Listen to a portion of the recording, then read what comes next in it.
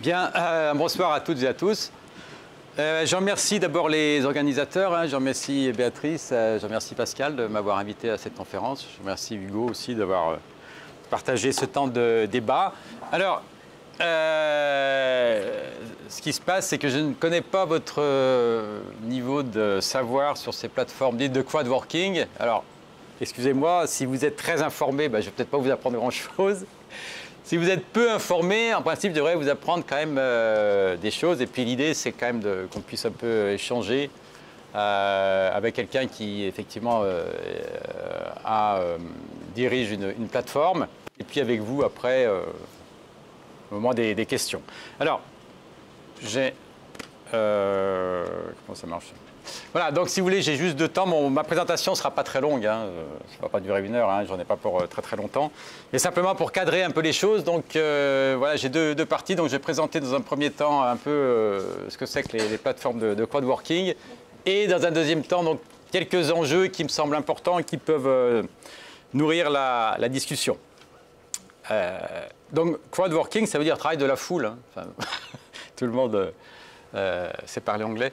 Alors, on établit une typologie d'abord pour bien distinguer, me semble-t-il, parce qu'il y a énormément de plateformes de travail. Donc, pour y voir plus clair, on propose 2 catégories de plateformes. Donc, d'une part, alors celles que vous connaissez peut-être plus, peut-être vous les avez utilisées, donc qui sont des plateformes de particuliers vers d'autres particuliers. Donc, alors évidemment, il y en a certaines, vous les connaissez forcément, Uber, etc. Mais il y en a énormément d'autres, donc YoupiJob, Allo Voisin, Je me propose, etc. Donc, vous connaissez aussi certainement, parce qu'il y en a beaucoup à Lyon, les livreurs à vélo, Deliveroo, Uber Eats, etc. Donc là, le point important, c'est qu'on est sur un marché local, physique. Les gens se déplacent pour faire le travail, donc pour aller... tondre votre pelouse, pour faire votre peinture, pour monter vos meubles Ikea, etc. Donc la belle assiette, ce sont des chefs qui viennent chez vous à domicile pour faire votre repas. Bon, MyCuisto, pareil. Bon. Et deuxième catégorie de plateforme, donc celles qui, comme on dit dans notre jargon d'économiste, permettent d'externaliser des tâches qui, dans un premier temps, peuvent être faites à l'intérieur des entreprises et qui, grâce aux plateformes, vont être faites à l'extérieur. Donc par le biais de travailleurs indépendants. Et donc c'est là où Hugo justement pourra vraiment vous en parler bien mieux que moi. Donc il y a les fameuses plateformes de freelance, donc Malt, ici. Donc Creeds, c'est une plateforme de designers. Il y a des plateformes aussi intéressantes. Il y en a une qui est très connue là, qui s'appelle Innocentive, qui est une plateforme d'externalisation auprès de la communauté des scientifiques et des chercheurs. Il s'agit de grandes firmes qui posent des questions sur une plateforme, des questions scientifiques, et les chercheurs peuvent répondre, et puis il y a un prix, il y a des récompenses, effectivement, à l'arrivée. Et alors, à l'autre bout du spectre, il y a ce qu'on appelle les micro-tâches. Donc, qui sont des toutes petites tâches, donc qui sont faites online. Donc, la plateforme la plus connue, qui a été quasiment la première, c'est celle d'Amazon, donc Amazon Mechanical Turk. L'équivalent en France, c'est Full Factory. Donc là, les tâches sont extrêmement simples, sont très élémentaires. C'est chercher des numéros de téléphone dans un annuaire, c'est classer des tweets, classer des images, des choses comme ça. C'est-à-dire des tâches que pour l'instant, l'intelligence artificielle n'arrive pas encore à faire. Et là, on est sur un marché online. C'est-à-dire que quand on fait des tâches devant un ordinateur, on peut les faire de n'importe quel coin du globe, finalement. Donc, on est sur un marché mondial et pas du tout sur un marché local, comme pour la première catégorie de plateformes, en réalité.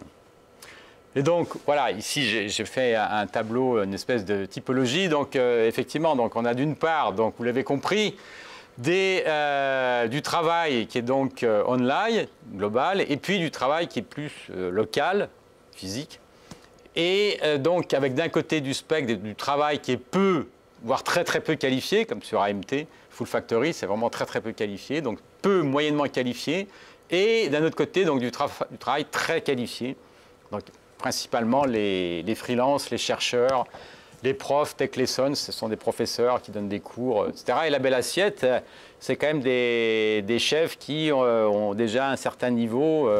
On ne peut pas s'inscrire comme ça sur la belle assiette, il y a des épreuves à passer. Enfin.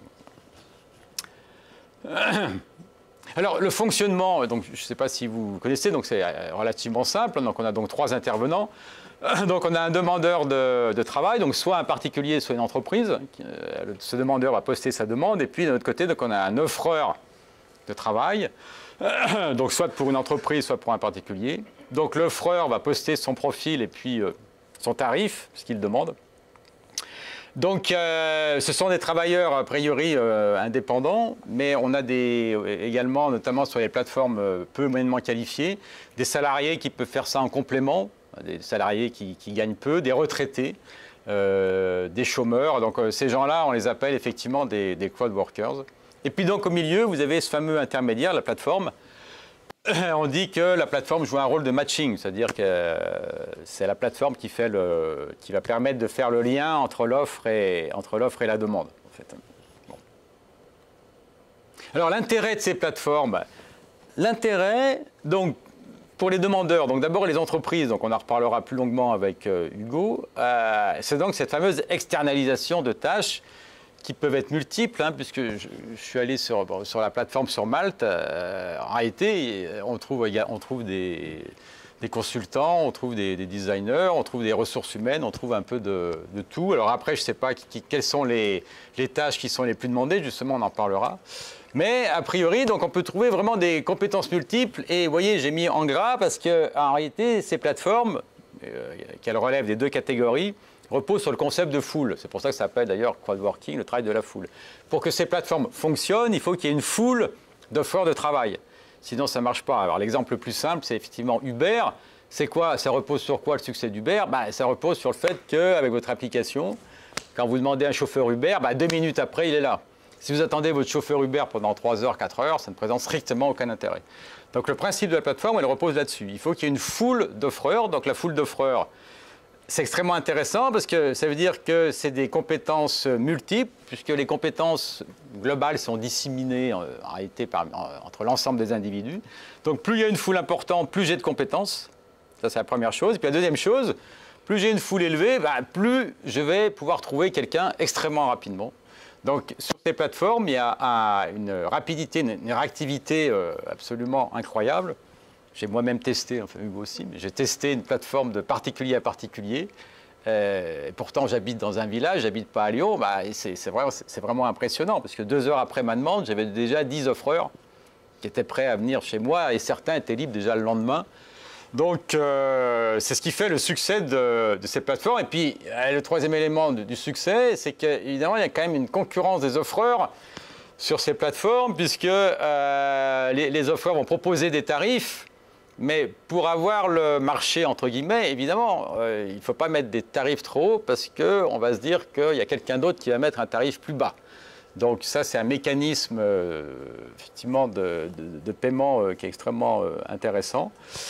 Donc les personnes sont payées à la tâche et l'autre avantage, c'est que la relation est totalement flexible.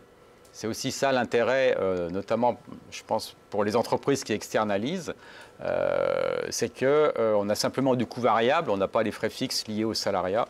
Et justement, dans les enjeux, je reviendrai sur cette question de l'évolution à moyen terme, long terme. Ça va être une question de fond de savoir si ce mouvement d'externalisation, il peut, à long terme, se développer fortement, ce qui pose des problèmes. Alors pour les consommateurs, c'est les mêmes intérêts, c'est la même chose, c'est également la foule, hein, je vais donner mon exemple. Donc on a de multiples compétences, on peut trouver effectivement toutes les compétences possibles. Donc les prix, là on est vraiment sur de low cost hein, par rapport à un artisan.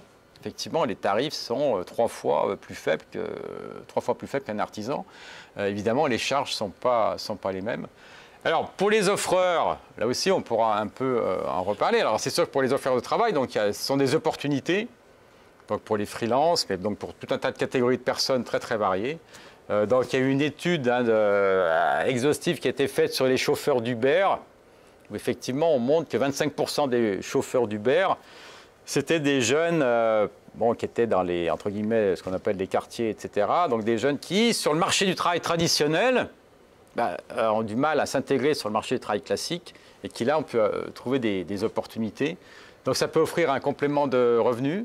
Et il y a un argument, donc là aussi je pense qu'on en reparlera, parce que dans le cas des freelances, on en avait un peu parlé la dernière fois, c'est un argument important, c'est-à-dire c'est aussi un choix de ne pas travailler dans une entreprise. C'est-à-dire d'avoir une autonomie au travail, donc de ne pas être soumis à l'autorité qui est propre à la firme, enfin à l'entreprise. Et c'est vrai que par exemple, quand on interroge les livreurs à vélo, les livreurs de Deliveroo, pourtant qui sont très peu payés, etc., ils revendiquent beaucoup leur statut de travailleur indépendant. Ils disent, ben, nous, on n'est pas salariés, donc, entre guillemets, on peut travailler quand on veut. Si un jour on n'a pas envie de travailler, on ne travaille pas, le lendemain on travaille, etc. Donc il y a cette espèce d'espace de liberté, évidemment, qu'on ne trouve pas dans l'entreprise. Voilà. Alors, juste quantitativement, quelques chiffres, mais on a beaucoup de mal à avoir des chiffres là-dessus, parce que les personnes sont, pour l'instant, il n'y a pas de recensement exhaustif des gens qui sont inscrits sur les plateformes. Donc pour Uber, on le sait, Malte, donc a priori, il y a 57 000 clients et 90 000 profils. Full Factory, il y aurait 50 000 membres. Bon, Deliveroo, il y a à peu près 10 000 livreurs à vélo dans toute la France. C'est quand même pas négligeable. Allo Voisin, 1 million de membres. Et sur AMT, il y aurait 500 000, c'est ça, à peu près. On pense qu'il y a à peu près 500 000 personnes. Mais vous voyez que ces chiffres, en réalité, c'est assez compliqué parce qu'il y a des personnes qui sont inscrites sur plusieurs sites. Il y a des personnes qui vont qui vont avoir une mission dans la semaine ou une mission dans le mois. Donc c'est extrêmement compliqué pour l'instant d'avoir une idée quantitative de ce que représente ce phénomène de crowdworking. Alors j'en viens à ma deuxième partie sur les enjeux. Donc de mon point de vue, il y a 3 types d'enjeux, donc juridiques, socio-économiques. Donc les enjeux juridiques, alors évidemment tout dépend des plateformes dont on parle. Les plateformes de particulier à particulier posent, entre guillemets, des problèmes éventuellement de concurrence dite déloyale vis-à-vis des artisans, d'accord ? Puisque, évidemment, les gens qui viennent chez vous ne sont pas soumis aux mêmes charges fiscales et sociales, d'accord ? Donc ça, c'est un problème, sauf que, pour en avoir discuté, sauf qu'on pourrait dire que finalement ces plateformes ne sont pas sur les mêmes créneaux entre guillemets que les artisans, c'est-à-dire ces gens-là réalisent des tâches que finalement les artisans ne réalisent peut-être pas, d'accord ? Parce que ça peut être des petites tâches, des petites missions, et les artisans ne viennent pas. Et puis le deuxième point, évidemment, on est sur du low cost, donc l'idée, ça serait de dire qu'il y a des individus qui peuvent chez eux faire des travaux, qui sinon ils ne les feraient pas, parce qu'ils ont une contrainte budgétaire trop forte et ces plateformes leur permettent de réaliser un certain nombre de tâches. Et l'autre point juridique, alors c'est aussi ciblé vraiment sur cette plateforme, c'est quand même le statut contestable de dire que ces gens-là sont travailleurs indépendants. Donc dans le cas d'Uber, donc les cas emblématiques, c'est Uber et Deliveroo, enfin les livreurs à vélo, on va dire, puisqu'on peut se poser la question de savoir si ce n'est pas du salariat déguisé. Il y a d'ailleurs pas mal de litiges en cours, il y a énormément de dossiers qui sont traités par la justice pour savoir si en réalité ces personnes-là ne sont pas des salariés, c'est-à-dire ne relèvent pas du contrat de travail et en réalité ne sont pas des vrais indépendants. Donc dans le cas, on en reparlera, dans le cas des freelances, ce n'est pas du tout le point. Les freelances sont clairement des travailleurs indépendants, ils ne sont pas soumis à l'autorité d'un donneur d'ordre en fait. Alors, les enjeux sociaux, là aussi, c'est pour ça qu'il faut vraiment distinguer, c'est pour ça que j'ai fait cette typologie, parce qu'on a vraiment un spectre très large de ces plateformes de travail. Alors, c'est sûr que si on prend les plateformes, voilà, j'ai essayé de mettre quelques exemples. Vous voyez, Uber, justement, l'étude dont j'ai parlé, a priori, donc, un chauffeur d'Uber, une fois qu'on a enlevé tous les frais, vraiment tous les frais, c'est-à-dire l'amortissement du véhicule, etc., il gagnerait à peu près 900 € donc, pour 30 heures de travail. Donc vous voyez que c'est quand même des revenus bas. Donc Deliveroo, ils ont changé leur système de paiement. Ils sont passés d'un système à l'heure à un système de paiement à la tâche, c'est-à-dire à la course. Donc il y a eu, vous avez dû le voir, il y a eu beaucoup il y a eu un conflit. Les livreurs, effectivement, n'étaient pas contents, bien sûr. Donc 5,75 € la course. Et les sites de jobbing, donc en général, voilà, les sites comme YouPiJob, Allo Voisin, on est autour de 15 € de l'heure à peu près pour des tâches. Donc c'est quand même très faible. Puis alors les micro-tâches, voilà, les micro-tâches, on tombe vraiment très très bas. Puisque c'est ça aussi cette espèce de marché online dont j'ai parlé. Quand les firmes externalisent donc des tâches, ce qu'on appelle des micro-tâches, en réalité, vous avez des travailleurs chinois, des travailleurs indiens qui peuvent faire ces tâches. Donc évidemment, ils vont concurrencer les travailleurs américains ou les travailleurs européens. Donc là, on est sur des tarifs vraiment très très très bas, c'est-à-dire micro-tâches et micro-paiements. Donc l'exception, c'est pour ça que j'ai bien précisé, donc les plateformes de freelance, donc du travail très qualifié, là on n'est pas du tout sur le même registre. Donc Hugo nous en parlera tout à l'heure. Alors l'autre point, c'est que par définition, le travail est précaire. En fait, c'est le propre de ces plateformes. On n'est pas dans le salariat, c'est un travail à la tâche. Donc c'est pour ça qu'il y a aussi des travaux où on essaie de montrer que finalement on revient à des formes qu'on a connues au 19e, 18e, 19e, finalement, où avant que le salariat s'impose comme forme de travail dominante, eh bien on avait des gens qui travaillaient effectivement à la tâche. Donc c'est pas nouveau. Donc par définition, c'est un travail précaire, c'est-à-dire il y a quand même peu de gens qui peuvent vivre à plein temps de ces plateformes de travail. Enfin, il y en a un petit peu, mais certainement pas tous les gens qui sont inscrits. Et puis donc, ces gens-là, il y a la question de leur protection sociale, bien sûr, qui est quand même relativement faible, donc ce qui pose aussi problème. Et puis enfin, donc, les enjeux économiques, puis j'aurais terminé. Donc cette question de l'externalisation des tâches, donc le point qui intéresse l'économiste que je suis, entre guillemets, c'est bien sûr de se poser des questions de l'efficacité des plateformes. Parce que si la réponse est non, bon, si ce n'est pas efficace, c'est-à-dire si les entreprises ne sont pas satisfaites des tâches, etc., donc c'est réglé.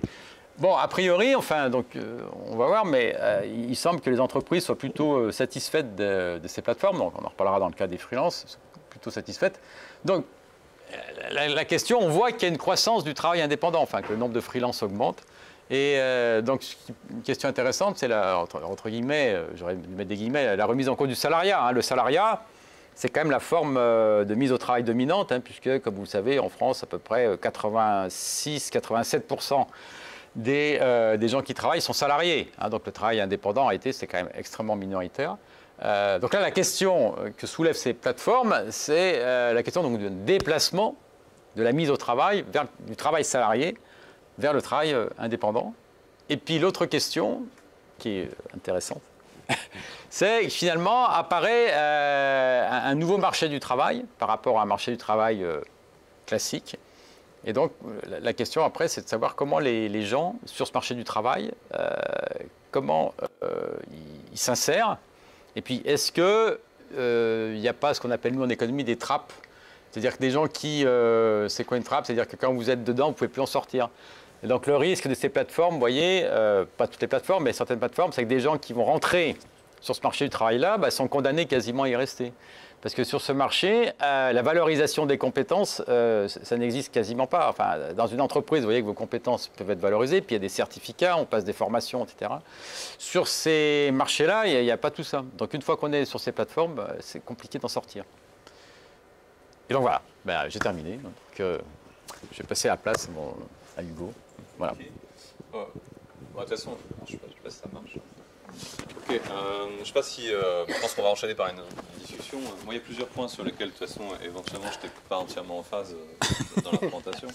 Je vais d'abord me présenter. Excusez-moi, Hugo, est-ce que vous pouvez vous mettre un petit peu plus ici. là? La conférence est filmée. Ah. Donc, si vous avez besoin de retrouver les contenus, vous pourrez y accéder par la chaîne YouTube du Diplôme d'Université de Transformation Numérique. Ah. Mais si vous êtes debout et dans ce champ-là, Pas de souci. Donc je vais me présenter, donc Hugo Lassiège, effectivement, je suis un des cofondateurs de Malte. J'ai travaillé en tant qu'ingénieur en développement. Alors je dis ingénieur en développement parce qu'en fait j'ai eu plusieurs métiers dans ce type de rôle-là. J'ai travaillé en SS2I, j'ai travaillé chez un éditeur de logiciels, en freelance également, pendant 6 ans, et puis désormais chez Malte. J'ai démarré en tant que freelance, alors je voulais juste faire une petite parenthèse, ça va être qu'une parenthèse parce que c'est un peu le cœur de métier de Malte. J'ai démarré en tant que freelance au départ pour un choix financier. Alors, je fais partie des métiers qui sont devenant plutôt avantagés par le statut de freelance parce que c'est un marché qui est plutôt pénurique. C'est un marché où, comment dire, on est capable vraiment de choisir les personnes avec qui on va travailler et sur lesquelles on peut quand même imposer assez fortement le prix auquel on va travailler. Quand j'ai fait ce choix-là de devenir freelance, c'était avant tout pour des questions financières. Je m'étais dit que effectivement, je pouvais gagner plus, et c'est ce qui était vrai. J'ai gagné à peu près 2 fois plus sur le même métier. Et puis très rapidement, je me suis rendu compte que ce que j'avais gagné, c'était pas ça. C'est-à-dire qu'en tant que freelance, j'ai commencé à comprendre qu'il y avait d'autres enjeux qui étaient par exemple la formation, qui était le fait de pouvoir développer des compétences annexes à mon métier principal. Donc j'ai commencé à diminuer le temps de travail effectif sur l'année, facturer moins, gagner moins, mais très, très bien quand même. Mais par contre, investir ce temps-là sur aller à des conférences, développer des projets, ce qu'on appelle les side projects, donc voilà, des petits projets qu'on fait à côté. Ce qui a amené à la création d'un premier produit qui s'appelle Localize Your Apps, qui n'a jamais fonctionné. Ensuite, une boîte qui s'appelle Lateral Source, qui est l'ancêtre des entreprises libérées. Alors je dis l'ancêtre, c'est pas vrai, hein, parce qu'il y avait des entreprises libérées bien avant ça. Mais en tout cas, on avait voulu utiliser ce concept-là dans le domaine de la prestation informatique. Et puis ensuite, Malte, qui est aussi issu, je dirais, de cette expérience-là. Après, voilà, donc je ne sais pas comment tu veux qu'on avance. Il y a différents points moi, sur lesquels je n'étais pas entièrement d'accord, sur que ce soit la protection sociale, que ce soit effectivement le fait de cet enjeu essentiel sur le prix qui pour moi est très nuançable en fait en fonction des types de métiers et types de plateformes. Le positionnement aussi online global versus local physique. En fait, c'est pas entièrement exact parce que par exemple le Dakar, on peut considérer que c'est de l'online, mais c'est du local. Enfin, les trajets qu'on fait, ce sont des micro-trajets ou des trajets un peu plus grands, mais ça reste local France. Nous, par exemple, Malte, on est quand même spécialisé plutôt sur un marché local. On va viser vraiment et pas offshore. C'est ça, c'est là où je fais la différence. Et on va trouver par contre des plateformes qui sont, comment dire, sur un domaine relativement proche, c'est-à-dire le freelancing sur des métiers tech, mais qui le font que en offshore et qui ont eux une démarche un peu plus, enfin beaucoup plus low cost. Donc ça reste assez, c'est pour ça que je disais assez nuançable. Peut-être faire un peu plutôt une session de questions-réponses parce que moi j'ai pas préparé le slide, donc c'était plus en mode discussion. Moi, ce que je pourrais dire, c'est finalement qui sont les clients de Malte. Ok. Alors on a plusieurs typologies de clients. Nous, entre guillemets, ceux qu'on a envie d'adresser, c'est les PME et les grands groupes. Quand je dis PME, ça peut être des structures assez petites, mais qui sont déjà assez connaisseuses de leurs besoins. C'est-à-dire qu'on cherche des personnes qui comprennent les métiers qu'ils vont aller consulter sur la plateforme. On ne cherche pas la personne qui cherche à faire Facebook pour $500. Ça, il y en a. Donc c'est plutôt des gens qui comprennent ce qu'ils attendent et qui ont une vision assez réaliste de leur budget. Ça peut aller sur des...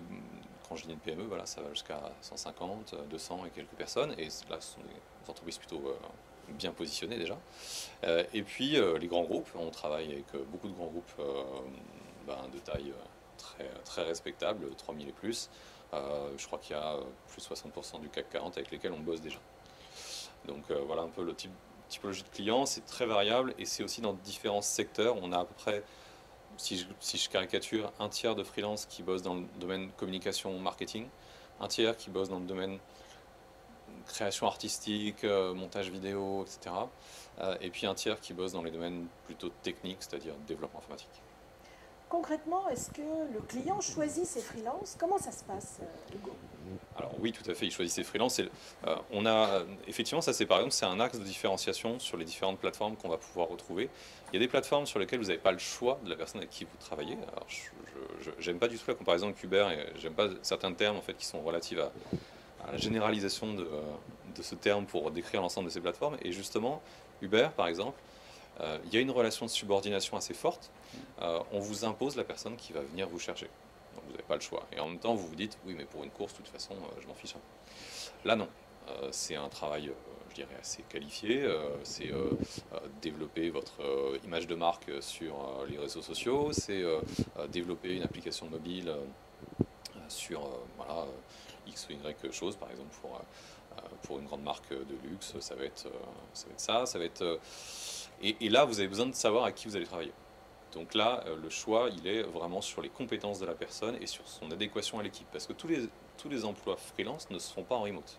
C'est aussi pareil, tout à l'heure, une des nuances que je voulais apporter. Freelance ne veut pas dire je suis chez moi et je bosse sur du forfait, c'est-à-dire au résultat. Freelance, c'est aussi beaucoup de gens qui travaillent en obligation de moyens. Donc la différenciation entre obligation de résultat et obligation de moyens, c'est que dans un cas, vous allez juste passer du temps, vous allez vendre vos compétences au temps passé chez quelqu'un. Et quand je dis chez quelqu'un, voilà, ça peut être dans ses locaux. Donc voilà, son adéquation avec l'équipe est importante. Donc c'est Malte qui facture? Non. Non? Comment ça se passe? Ça aussi, c'est une grosse différenciation avec pas mal d'acteurs traditionnels. Beaucoup d'acteurs traditionnels qui sont plutôt sous une forme agence ou SS2I vont facturer pour un client et ensuite vont redistribuer ça. Alors, sous forme de salaire quand il s'agit d'employer dans une SS2I ou sous forme sous l'intermédiaire d'une facture pour un freelance qu'ils ont pris, parce que les SS2I et les agences prennent aussi des freelances. Là, au contraire, nous on va faire en sorte de contractualiser, d'avoir une contractualisation directe entre le freelance et l'entreprise. Donc la contractualisation, tout le cadre de travail, c'est entre les deux parties. Et le paiement, il va se faire via un compte de séquestre via nous. Donc nous, on fait compte de séquestre. Alors ceux qui connaissent le mécanisme de compte de séquestre, l'argent n'appartient pas à Malte. Il est protégé, mais il appartient toujours au client. Et il est libéré en fin de mission à la personne. Donc vraiment, ce qui est important, c'est le fait que la contractualisation soit directe entre les deux parties. Il y a une question qu'on se posait avec Bernard quand on a préparé, c'est est-ce que cette relation ne risque pas d'échapper à Malte si le client est content, qu'il puisse ensuite s'adresser directement Bien sûr, bien sûr. Bah, en fait, et c'est là tout l'enjeu de beaucoup de services online, nous, on a vocation à proposer un ensemble de services additionnels qui ne se résument pas à juste les faire se rencontrer. Attention, les faire juste se rencontrer, c'est déjà un facteur très très important. La prospection commerciale, pour certains freelances, c'est plus de la moitié de leur temps. Si cette prospection commerciale, ils peuvent l'avoir via un service comme Malte, ils ont tout intérêt à jouer le jeu. Parce qu'évidemment, en jouant le jeu, ils vont faire en sorte de remonter, d'être plus visibles. Donc c'est donnant-donnant. Si on contribue à la communauté de façon positive, nous, on va bénéficier de ça en termes de prospection commerciale. Mais après, c'est d'autres services qu'on va développer à côté. Ça va être les avances de paiement, ça va être l'assurance, ça va être la gestion de quand il y a des problèmes. Alors, heureusement, on espère qu'il n'y en a pas beaucoup, mais des fois ça arrive, et donc c'est bien d'avoir un intermédiaire pour ça. Et bien, tous ces aspects-là, nous, on va aussi les traiter. Donc cette gamme de services, elle fait que les personnes elles ont quand même envie de rester là. Voilà. Et c'est vrai aussi côté client, parce que il faut voir le modèle un peu comme un SaaS. Alors pour ceux qui connaissent SaaS, service software as a service, donc le fait d'aller consommer un service online, et bien par exemple le suivi de la facturation, le suivi des différentes personnes avec qui on a bossé, le fait d'avoir la vérification de tout ce qui est légal, c'est-à-dire que quand vous travaillez avec quelqu'un, c'est pas trivial, il y a des choses à vérifier, comme on appelle ça l'obligation de vigilance. Est-ce qu'il est à jour de ses cotisations sociales par exemple? Est-ce qu'il est bien inscrit sur le registre de commerce? Et bien, tout ça, en fait, la plateforme le fait pour vous. Donc pareil, encore une fois, c'est une simplification administrative. Ayant été freelance avant, je connais un peu tous les enjeux d'un freelance sur justement les difficultés administratives, la protection sociale. Et notre objectif, c'est d'accompagner tout ça, c'est de réussir à simplifier ces aspects-là. Alors, je reviens d'ailleurs sur la protection sociale qui était abordée tout à l'heure. La protection sociale, c'est un sujet hyper important. Effectivement, c'est un des enjeux du freelancing, c'est un des enjeux de la plateformisation, parce qu'il y a un ensemble de choses à savoir. Ce n'est pas naturel, c'est-à-dire que si vous êtes salarié, l'ensemble des éléments auxquels vous devez cotiser, c'est l'entreprise qui s'en occupe pour vous. À partir du moment où elle va vous prendre une mutuelle, par exemple, elle va vous inscrire sur une assurance RCP, etc. etc. Enfin, en fait, c'est elle qui est couverte. À partir du moment où vous êtes freelance, vous pouvez avoir le même niveau de protection sociale. Par contre, il y a certaines protections sociales qui ne sont pas, qui sont facultatives, entre guillemets. Vous n'allez pas forcément cotiser pour ça. Et en fonction du statut aussi que vous allez choisir en termes d'entreprise, et en fonction de certaines options que vous allez prendre sur ce statut, vous pouvez ne pas cotiser du tout sur certaines protections, ce qui est évidemment pas recommandé. Donc tout ça, ça nécessite un petit peu d'accompagnement pour comprendre les différentes assurances à prendre, pour comprendre, voilà. Mais par contre, la protection sociale peut être de même niveau. Alors là, je vais demander à Bernard, est-ce qu'on n'est pas visiblement face à deux modèles? Le modèle particulier qu'on a vu tout à l'heure, et puis ce modèle où en fait on va vers un freelance qui bénéficie de beaucoup des avantages du salarié parce qu'il se les recrée. Oui, c'est pour ça il faut effectivement faire attention. Donc, juste ma typologie, hein, c'est... Ah oui. Oui, la typologie, c'est pour classifier. Hein. Nous, en économie, en sociologie, il faut faire des cadres. Parce que après, chaque plateforme va être particulière. Hein. Si on fait venir quelqu'un d'autre plateforme, il dira autre chose, etc. Mais pour revenir à la question de Béatrice, oui, c'est pour ça que j'ai bien insisté. Hein. Il faut vraiment, entre des plateformes particulières comme Le Voisin, YouPiJob et puis Malte, ce sont deux mondes de travail qui sont extrêmement différents, bien sûr. Les problématiques ne sont pas du tout les mêmes. Parce que là, on est sur des gens, comme on dit chez nous, qui ont des actifs spécifiques très importants. Donc, ils peuvent, ce que tu disais, ils peuvent imposer leurs conditions, même financières ou autres. Bien que ce serait, je ne sais pas, ce serait peut-être aussi à nuancer, parce que tous n'ont peut-être pas des compétences telles que ils peuvent en vivre à plein temps, ou je ne sais pas. Enfin, c'est aussi une question. Est-ce que sur ces plateformes de travail très qualifiées, il y a quand même des gens, entre guillemets, qui ont des difficultés à avoir un travail à plein temps, ou est-ce que aussi il y a des gens qui sont inscrits sur plusieurs plateformes de freelance, hein, pour diversifier. Et puis moi j'ai une question aussi, et puis donc après j'ai une question, parce qu'on n'en a pas vraiment parlé, sur le fameux rôle des algorithmes. Donc par exemple, quand une entreprise a une demande X, vous avez un gros panel de freelance. Donc comment, quel est le mécanisme qui va faire que il va y avoir 4 ou 5 freelanceurs qui vont sortir parce qu'on pense qu'ils correspondent à la demande de l'entreprise. Okay. Voilà, c'était un peu ça. Les deux premiers points, c'était ouais. Est-ce que toutes les personnes, est-ce que toutes les personnes qui sont inscrites sur Malte, par exemple, arrivent à vivre vraiment alors, sur Malte, l'inscription est totalement ouverte et gratuite, donc ce qui fait qu'on a, en principe, certaines catégories qu'on travaille particulièrement, donc qui sont, comme je vous disais, communication, marketing, design et développeurs. Ce sont des professions sur lesquelles il y a une forte demande, parce que le numérique, de façon générale, c'est quelque chose auquel toutes les entreprises sont en train de réfléchir. Vous avez même des chefs de la transformation digitale qui s'inscrivent dans beaucoup de boîtes, donc qui se créent dans beaucoup de boîtes. Donc c'est un enjeu pour beaucoup, et ce qui fait que ces métiers-là sont relativement pénuriques.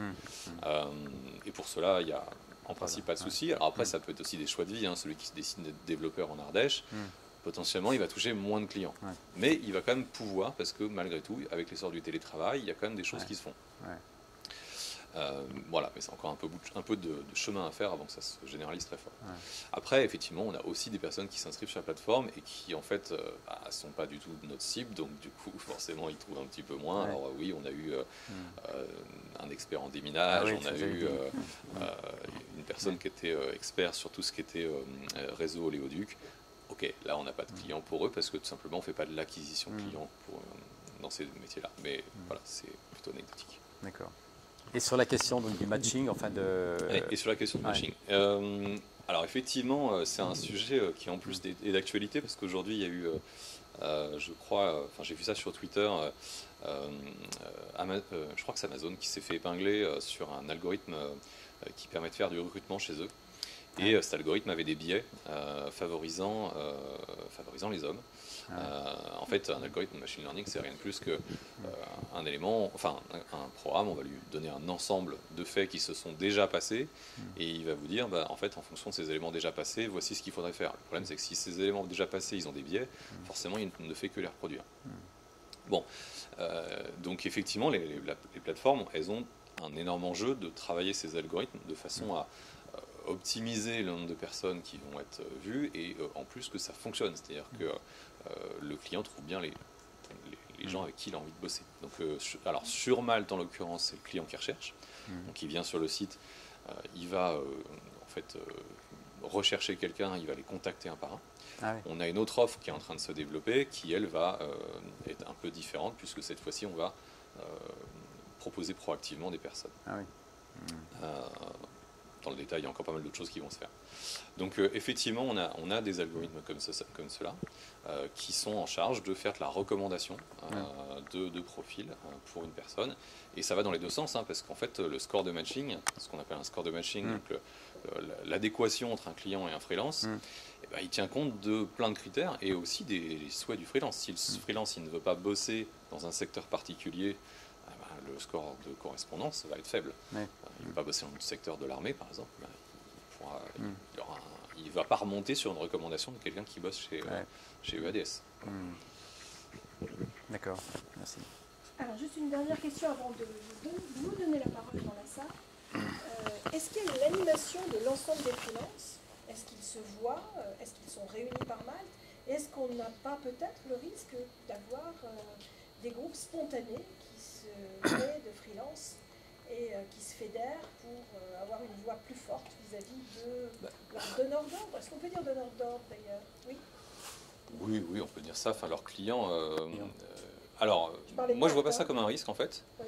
Alors, aux États-Unis, il y a déjà des syndicats de freelance, Freelancer Union. En France, je n'ai pas eu pour l'instant l'écho de ça. Maintenant, je vois pas ça comme un risque. Nous, on a vocation à accompagner le mouvement du freelancing et on ne serait pas du tout... au contraire, on trouve ça plutôt bien de porter la voix des freelances. Alors, aujourd'hui, il y a des mécanismes d'ailleurs sur lesquels on travaille pour faire en sorte qu'il puisse y avoir des personnes qui montent au capital, des freelance stars qui montent au capital de la société. Ces mécanismes qui ne sont pas simples à mettre en place, surtout pour une société non cotée en bourse. Donc, on est en train de travailler un peu sur ces aspects-là. Mais on est aussi en train de travailler, donc parallèlement à ça, parce que ça va ensemble, à ce que ces personnes-là puissent participer, conseiller au développement de la plateforme. On prend déjà de toute façon beaucoup d'avis auprès de notre communauté.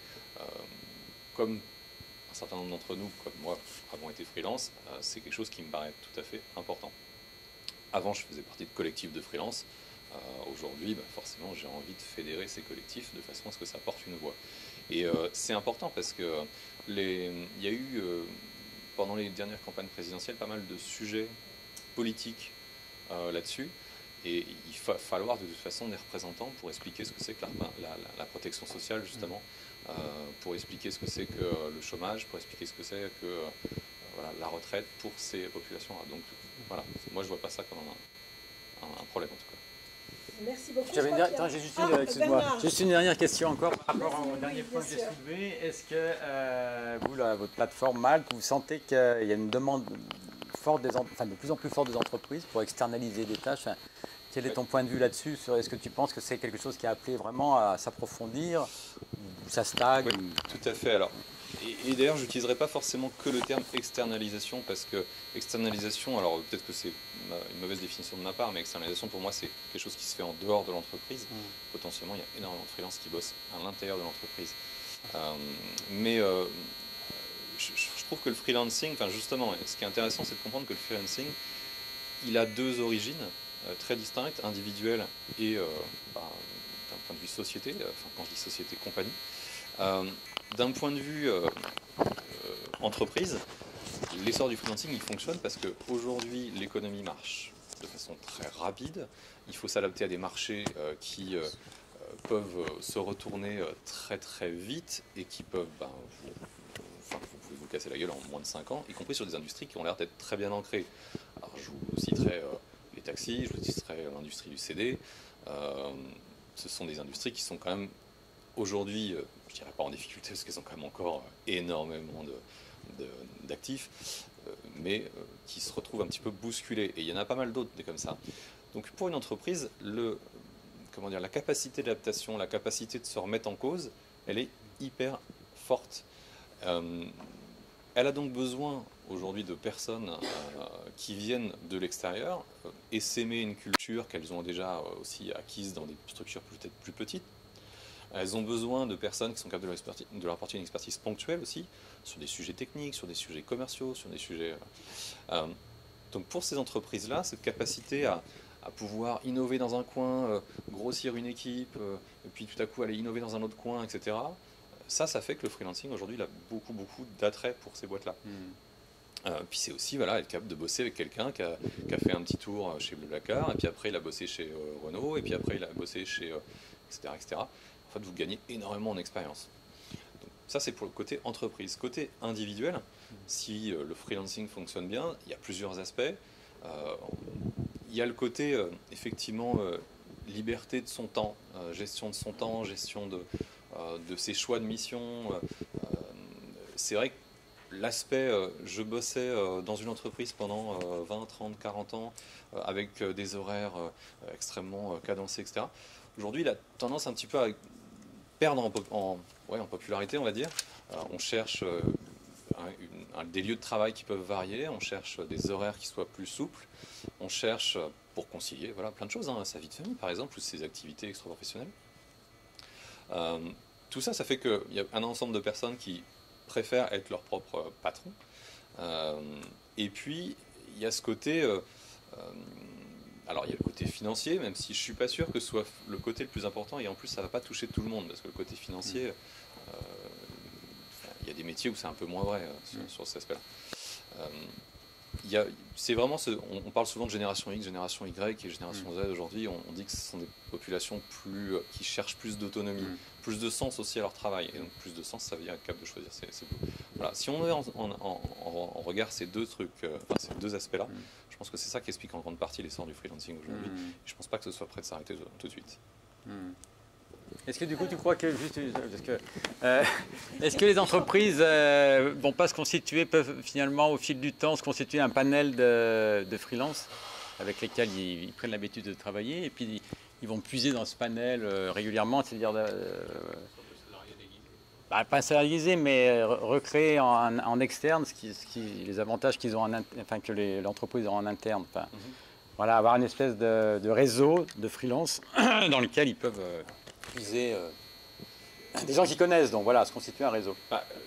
Oui, si on voit un réseau de freelance, certes, mais assez global, c'est-à-dire que oui, ils ont des fois des personnes avec lesquelles ils vont plus souvent bosser, parce qu'ils ont déjà bossé avec et que ça a bien fonctionné. Après, ces mêmes freelances, ils sont assez contents de pouvoir naviguer entre différentes boîtes et surtout de pouvoir être... on parle parfois de bore-out, à la place du burn-out, qui est la capacité des fois à s'ennuyer parce que en fait, le métier ne se renouvelle pas. Et en fait, il y a beaucoup de personnes qui sont assez contentes de pouvoir bosser dans différentes boîtes. Moi, c'était mon cas en tout cas quand j'étais freelance, parce que ça me permettait d'être toujours sur des projets qui étaient à ce moment-là plutôt on va dire, vivants, quoi. Donc ce sera vrai dans les deux sens. Un freelance, il sera aussi content de rebosser pour les boîtes pour lesquelles ça s'est bien passé. Ok, merci. Excuse-moi, Béatrice. Mais non, au contraire. J'ai encore plein d'autres questions. Non mais j'arrête parce que... On va prendre une question de la salle. Oui, monsieur. Moi, je comprends que vous apportez de la flexibilité. Est-ce qu'on peut vous demander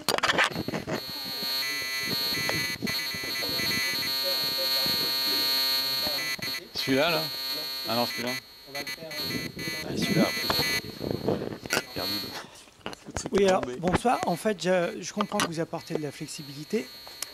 Moi, j'ai une question. Est-ce que l'entreprise, à un moment donné, elle ne dilue pas son savoir? Oui, alors effectivement, il y a toujours ce risque. Alors, c'est justement pour ça que pour moi, c'est là où je fais la différenciation entre l'externalisation et le fait d'avoir une prestation qui va quand même se réaliser chez elle.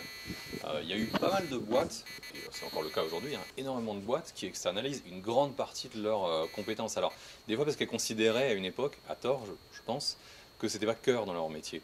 Par exemple, l'IT s'est fait énormément externaliser dans le domaine bancaire, assurance, etc. Aujourd'hui, ces boîtes-là comprennent que c'est peut-être pas forcément toujours un bon calcul, mais si vous allez dans certaines boîtes à la Défense et que vous rentrez dans les locaux, vous avez 90% de prestataires.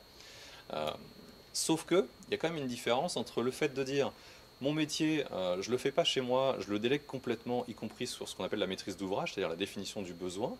Et donc dans ce cas, je donne totalement ça à une société. Alors là, pour le coup, je pense qu'il y a effectivement une vraie dilution de savoir. Et puis, l'autre pendant, c'est plutôt de dire je fais quand même tout ce qui est maîtrise d'ouvrage, et par contre, je prends les gens chez moi, et dans ce cas, je conserve quand même la mainmise sur la façon dont ça va se dérouler. Bon voilà, effectivement pour une entreprise c'est toujours un délicat équilibre à avoir entre est-ce que c'est mon métier cœur, est-ce que j'ai vraiment intérêt à y porter une attention forte, ou ou bien est-ce que je peux le déléguer parce qu'à la limite, mon métier cœur c'est autre chose, et donc dans ce cas, ça c'est peut-être annexe, quoi. Parce qu'à la limite, avoir une expertise forte sur, je sais pas moi, la création d'un SI, sur la valorisation de communication téléphonique, si vous avez une SS2I ou n'importe un gros intégrateur qui est capable de développer ça pour X clients et capable de le répliquer de façon propre, bah, pourquoi pas. Par contre, pour un opérateur téléphonique, est-ce que c'est cœur ou pas? Oui, je pense que ça l'aide. Donc il a intérêt à avoir des éléments de différenciation et donc du coup de l'internaliser. Mais ça, c'est vraiment... je vous ai cité des avantages dans les deux. Donc à la limite, c'est vraiment à la boîte de savoir faire la part des choses.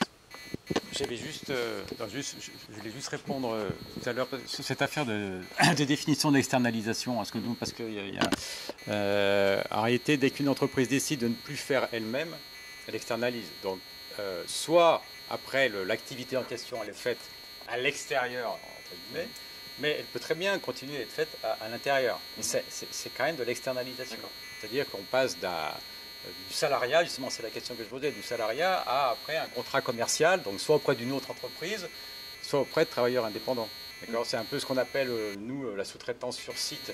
Par exemple, vous prenez EDF, qui a externalisé la maintenance de centrales nucléaires. D'accord, ceux qui viennent faire la maintenance, donc ils viennent bien, ils viennent bien à l'intérieur des centrales nucléaires, mais la maintenance a été externalisée. Voilà, c'était juste un point de définition. Moi, j'aurais voulu savoir quelle est la différence pour un travailleur indépendant entre le fait de passer par une plateforme comme Malte ou de travailler soit dans une coopérative ou encore passer par une entreprise de portage salarial.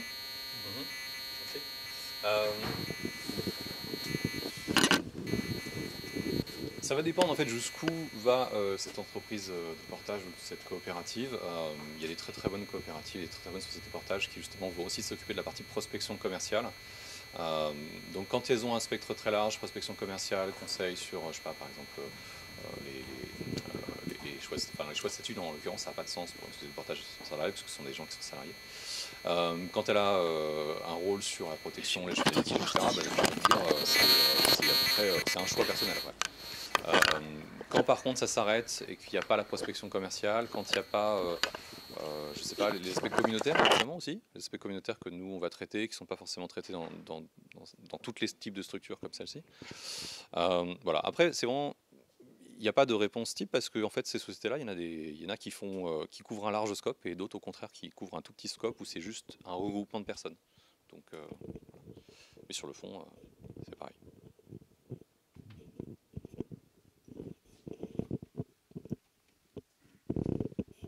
Moi, j'ai une question qui est presque juridique, c'est comment vous avez couvert les deux risques qui me paraissent importants dans votre activité, qui s'appellent la loi sur la sous-traitance et le délit de marchandage. Est-ce que tu peux rappeler par contre, parce que moi j'avoue que la loi sur la sous-traitance... À partir du moment où vous êtes, ce qui était dit tout à l'heure, c'est-à-dire vous avez un sous-traitant permanent et répétitif, ben vous êtes engagé vis-à-vis de lui et vous n'êtes pas dans un rapport client-fournisseur, vous êtes quasiment dans un rapport salarié. Et donc avec les mêmes obligations. Et le marchandage, c'est ce que, quand vous avez parlé de moyens tout à l'heure, et pas de résultats, eh ben vous êtes à la bordure du problème. Oui. Alors, délit de marchandage, si je ne dis pas de bêtises, mais on me corrigera si c'est le cas, c'est le pendant aussi de ce qu'on appelle le... Il y a la vision côté salarié et côté entreprise, je ne me rappelle plus comment ça s'appelle côté salarié déguisé tout simplement, je crois. Déjà, ça concerne les salariés, en l'occurrence. Et c'est effectivement le fait de dire, quand une entreprise, par exemple une agence ou une SS2I, elle prête des salariés à une autre entreprise, en fait, entre guillemets, le salarié est lésé parce qu'il ne bénéficie pas des avantages de cette société. Si je vous prends un exemple, si je vous prends les grandes sociétés type Société Générale, Enedis, etc., elles ont souvent des avantages assez intéressants en interne. Nombre de jours de RTT, des primes diverses et variées qui ont été acquis au fil du temps. Là où la SS2I ou l'agence ne les a pas. Donc du coup, si vous bossez pendant 5 ans via une SS2I qui fait du prêt de main d'œuvre, on considère que la société qui vous emploie, entre guillemets, elle aurait dû créer un emploi, et donc vous auriez dû bénéficier de ces avantages-là, et puis on considère que vous êtes lésé. Lorsqu'on parle d'un freelance, on n'est pas du tout dans ce cadre-là, parce que c'est pas un salarié, donc on ne va pas pouvoir parler de salarié déguisé. C'est une personne qui est dans des... Enfin, alors, je parle du freelance dans l'informatique, en tout cas. C'est une personne qui, en tout cas, gagne plus et dans une situation beaucoup plus confortable. Elle fixe un ensemble de choses comme ses horaires de travail, sa rémunération, son lieu de travail. Enfin, son lieu de travail, à la limite, ça se discute, c'est pas toujours le cas. Et justement, ces éléments-là, ils sont importants parce qu'ils fixent ce qu'on appelle une relation de subordination. Lorsque vous êtes dans une relation de subordination, par exemple que votre client, que la personne avec qui vous bossez, elle fixe par exemple vos congés, qu'elle vous valide vos congés, et bien là, c'est plus bon, parce que ça veut dire que vous lui appartenez, et donc là, on pourra effectivement parler d'un... Je ne pense pas qu'on parlera de salariat déguisé, parce qu'on n'est encore une fois pas dans ce cadre-là. Par contre, la personne pourra quand même se rebiffer au niveau de certaines instances. Ouais. Après, il y a d'autres soucis aussi qui a eu lieu à une époque, qui était l'utilisation de l'auto-entreprise pour comment dire, avoir moins de charges sociales. C'est-à-dire que j'avais vu une société qui faisait de la formation, par exemple, elle avait un ensemble de formateurs qui étaient tous auto-entrepreneurs, et du coup, bah, forcément, ça jouait sur les charges de la boîte. Là, ça l'URSSAF tombe dessus. Hein, voilà. Ce qui n'est pas le cas, encore une fois, pour la plupart des freelances qui, par exemple, vont bosser chez nous, parce qu'ils sont en EURL, en SASU, ils sont sur des statuts qui sont avec des impositions relativement... normales, on va dire. Ce sont des statuts vraiment dédiés entreprises avec un impôt société, etc.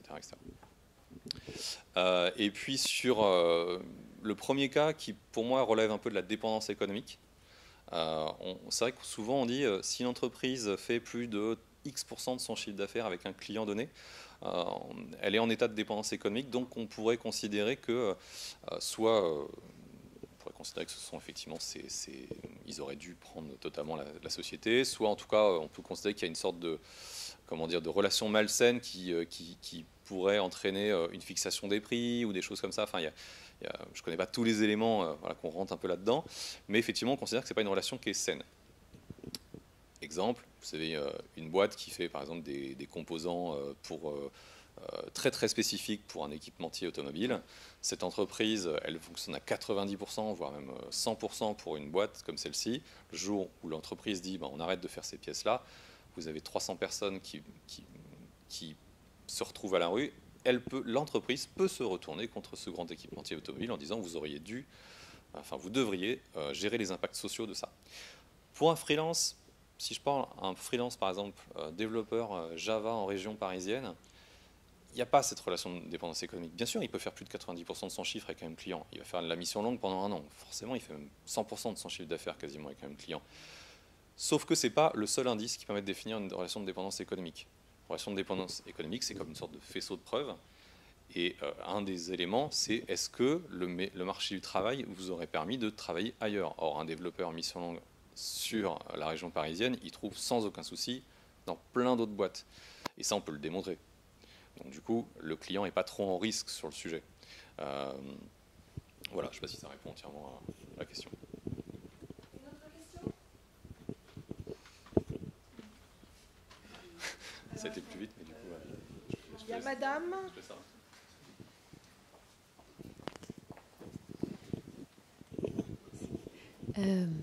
Je voulais savoir si vous avez des données sur le temps que restent les gens, les prestataires indépendants sur votre plateforme. C'est-à-dire, est-ce qu'il y a des gens qui rentrent, qui passent un temps court, qui passent un temps long? Comment ça se...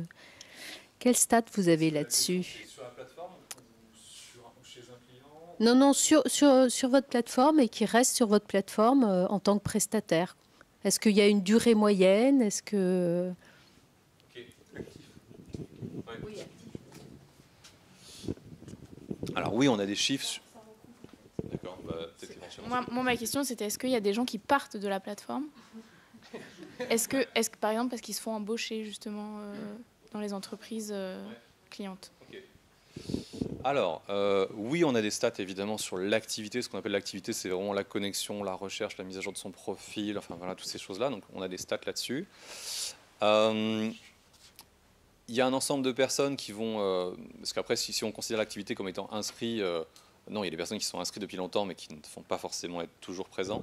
Sur toutes les plateformes comme celle-ci, hein, vous avez toujours un taux d'inscrits, enfin un taux d'actifs qui est quand même assez... qui représente assez peu par rapport au total. Donc Globalement, oui, il y a des personnes qui sont... enfin, on vérifie un peu l'activité des gens, et notre objectif, c'est d'être capable d'avoir un maximum de personnes qui reçoivent des propositions de travail. Maintenant, il y a des personnes qui sont là, qui sont des fois inscrites juste en tant que curieux. Donc, du coup, bon, bah là... voilà. Et par rapport à la question, est-ce qu'il y a des personnes qui partent du statut de freelance, finalement, pour faire autre chose? Oui, bien sûr. C'est assez rare dans le métier du dev, enfin des métiers de tech, parce qu'il y a assez peu d'entreprises qui sont capables de s'aligner sur les niveaux de rémunération d'un développeur.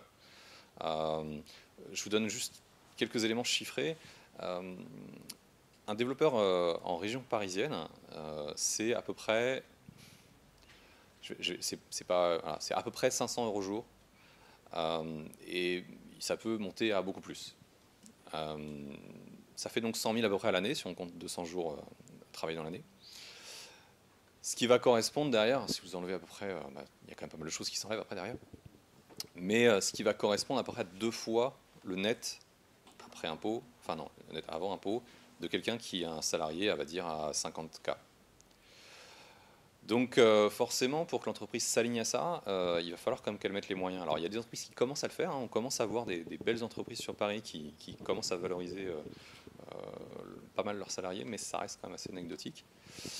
Après, ça se fait plus sur certains métiers qui sont beaucoup plus, font des temps de prospection commerciaux plus élevés.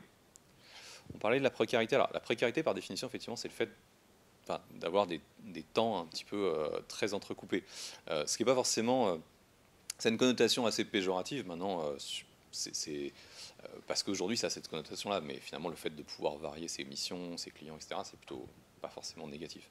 Mais pour certains, le temps de prospection commerciale est très fort, et donc ces personnes-là, elles peuvent être assurées évidemment par trouver un client temps plein qui peuvent leur assurer voilà. C'est plus sur, ça dépend vraiment des métiers. On va le retrouver plus sur par exemple rédacteur, community manager, etc. J'ai pas de stats là-dessus honnêtement. Donc, Est-ce que vous mesurez, notamment dans les métiers du design sur lesquels vous proposez des prestations, l'influence que peuvent avoir ces plateformes, les plateformes du type de la vôtre, sur la connaissance que les entreprises ont des métiers de création et leur capacité à rédiger un brief qui corresponde plus ou moins bien à ce que peut faire un designer? Alors oui, effectivement, tout à l'heure je disais qu'il y a de plus en plus d'entreprises qui sont, comment dire, qui comprennent un petit peu plus les enjeux du numérique qu'aujourd'hui, donc qui vont, mais qui ne sont pas forcément très à l'aise. C'est pour ça que des fois qu'elles ont besoin d'agents en interne pour leur expliquer ce que c'est que la transformation digitale, et donc du coup qui vont faire appel par cet intermédiaire de cette personne-là à des personnes externes, et qui sont... Enfin, autant les grandes entreprises arrivent de mieux en mieux à gérer leurs briefs, autant ce n'est pas toujours le cas des plus petites structures. C'est pour ça que nous, je disais qu'on préfère les sociétés de type PME ou grands groupes qui ont déjà comme une bonne connaissance de ce qu'ils cherchent. On va un petit peu accompagner sur des éléments un peu plus, comment dire, quand les entreprises sont déjà matures, mais qu'elles ont quand même besoin de travailler mieux leur attractivité. Ça, on va le travailler avec eux. Par contre, on ne va pas forcément accompagner, nous, des très petites structures qui cherchent, qui ne savent pas vraiment ce qu'ils cherchent, quel type de métier. Non, ça, on ne va pas le faire.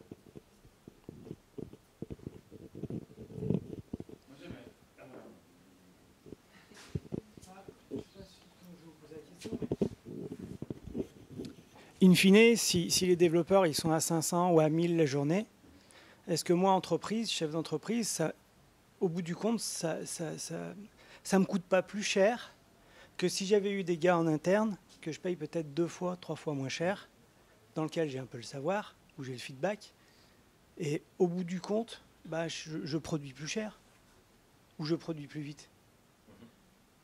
Justement, c'est justement l'équilibre à avoir entre ce que tu viens de dire, produire plus vite ou pas. Avoir la connaissance immédiate sur un sujet, si tu prends quelqu'un qui a bossé dans une entreprise, qui a fait exactement ce que tu avais besoin, qui l'a fait sur 3 mois, qui développe son expertise systématiquement chez plein de clients différents, tu vas quand même être hyper intéressé par ça.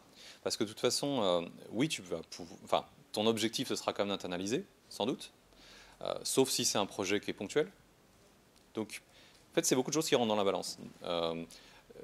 Par exemple, chez Malte, on a aussi cette question-là. Est-ce qu'on prend plutôt des gens en freelance uniquement ou est-ce qu'on prend des personnes en salariat? Alors, il y a beaucoup de gens qui ont fait un peu les deux. Hein. Il y a des gens qui ont bossé en tant que freelance qui sont chez nous. Il y a des gens qui ont arrêté le salariat et qui sont devenus freelance mais qui ont continué à bosser un peu pour nous, mais pour d'autres clients parce que ça les attirait beaucoup. Si tu cherches à construire quelque chose sur le long terme, oui, tes critères vont sans doute peser plutôt vers le salariat. Mais après, c'est un peu délicat à dire parce que finalement, le salariat ou le freelancing, outre cet aspect de coût, c'est finalement, entre guillemets, j'ai envie de dire un détail d'implémentation parce que il y a pas, enfin, si la personne a envie de s'en aller, elle s'en va, que ce soit un salarié ou un freelance.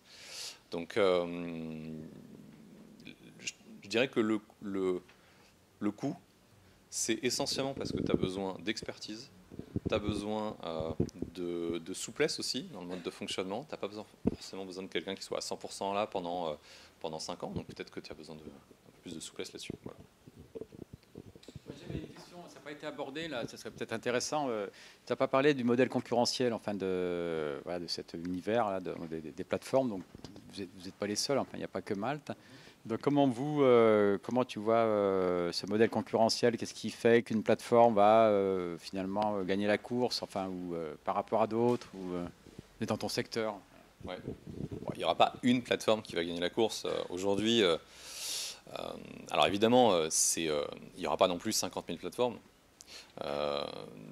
Si je prends l'exemple du marché aujourd'hui plutôt physique, non connecté, qui est donc le marché de la SS2I, c'est un marché qui est très segmenté. Il y a 30 000 entreprises, des entreprises de 2 personnes, et puis il y a des entreprises de, je ne sais pas combien font les plus grandes SS2I, mais j'imagine au moins 50, 60, 80 000 personnes. Ça représente... le marché est tellement grand que pourtant, voilà, il y a autant d'entreprises qui fonctionnent parce qu'il y a des activités de niche, parce qu'il y a des activités... qui nécessitent d'avoir aussi beaucoup de personnes, hein. Être capable de faire un projet à 200, un plateau de 200 personnes pour un client, bah, c'est pas évidemment la petite boîte qu'en fait 2. C'est des domaines métiers différents. Il y a des gens qui sont spécialisés que dans l'énergie ou que dans la banque, etc. Bon, sur les plateformes de freelance, aujourd'hui, je ne pense pas qu'il y aura un seul acteur à la fin, parce que vous avez des acteurs qui sont extrêmement spécialisés sur un domaine, par exemple la traduction. Vous avez Textmaster qui fait tout ce qui est traduction. Vous avez des acteurs spécialisés dans la restauration, etc. etc. Donc voilà, après, et même sur un seul secteur, comme par exemple celui de la prestation informatique avec des devs, vous avez... tellement de besoins aujourd'hui dans l'entreprise que il y a largement de la place pour plein de personnes. Il vaut mieux être plateforme généraliste ou plateforme spécialisée?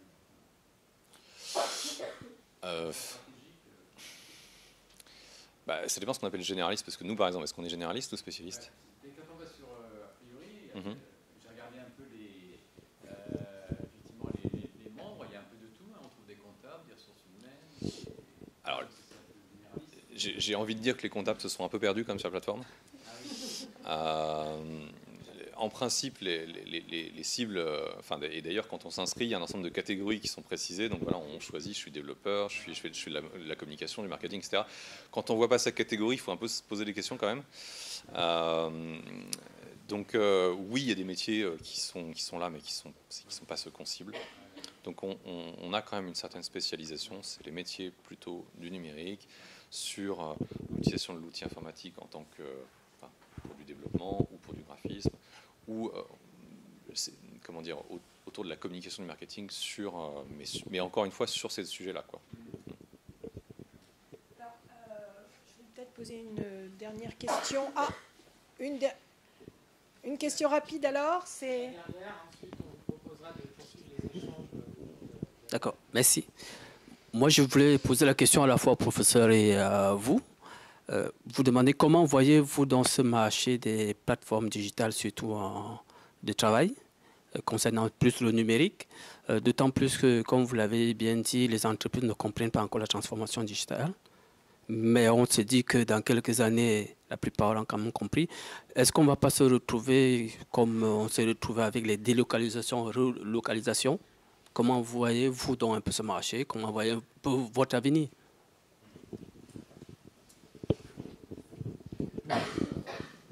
Je dirais qu'il y a, enfin, j'ai cité plusieurs éléments de réponse en fait auparavant parce que je parlais de l'essor du freelancing. Je pense qu'il y a un vrai sujet individuel aussi. Il y a un sujet qui ne va pas disparaître, qui est la capacité d'une entreprise d'innover et donc d'être capable de s'adapter à un marché qui change. Ça, ces aspects-là, je ne pense pas qu'ils évoluent, enfin, qui se différencient dans le temps. Donc, en tout cas, pas tout de suite. Donc ça, je pense que ça va contribuer, pour l'instant, en tout cas, à ce marché-là et de façon assez longue.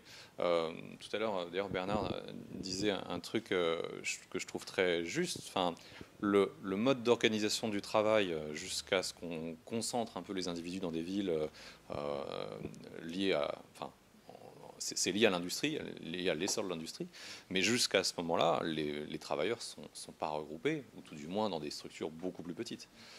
Donc qu'on retourne sur un mode comme celui-ci, est-ce que... voilà, j'ai pas de jugement là-dessus, mais a priori, c'est pas aberrant, en tout cas, historiquement parlant. Et il y avait un autre pendant de la question, c'était... Ah, peut-être qu'il y aura un retour, encore une fois. Enfin, là, ce que je viens de citer, historiquement parlant, il y a eu des retours, que ce soit sur la concentration des individus. Aujourd'hui, on voit un essor, par exemple, du télétravail. Oui, ça va fondamentalement changer, je pense, des choses, y compris dans des secteurs comme l'éducation. Si demain, on a de plus en plus de personnes en télétravail dans des coins un peu plus isolés, l'Ardèche, j'aime bien l'Ardèche, hein.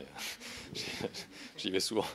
Mais comment ça va fonctionner l'éducation? Voilà. Donc ça, c'est des questions auxquelles il faudra répondre. Il y a les MOOC et tout ça, mais est-ce que ça va remplacer réellement l'éducation telle qu'on la connaît aujourd'hui? Ouais, je pense qu'il y a des vraies questions là-dessus, et pour l'instant, il n'y a pas de réponse.